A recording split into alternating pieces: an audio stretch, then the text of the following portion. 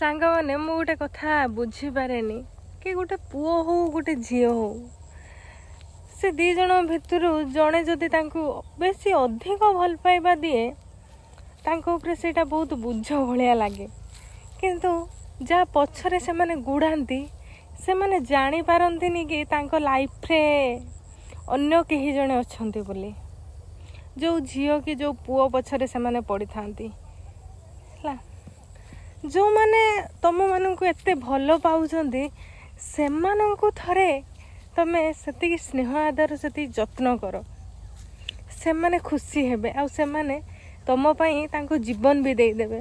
କିନ୍ତୁ ଯିଏ ତମ ପାଇଁ ଜୀବନ ଦେବ ତମେ ତାକୁ ପଚାରୁନ, ଯିଏ ତମ ପାଇଁ ଜୀବନ ନେଇ ନେବ ତମେ ତା ପାଇଁ ଝୁରି ହେଉଛ, ଇନଷ୍ଟାରେ ତାକୁ ସର୍ଚ୍ଚ କରି କରି ଦେଖୁଛ। ହାଇରେ ଜୀବନ।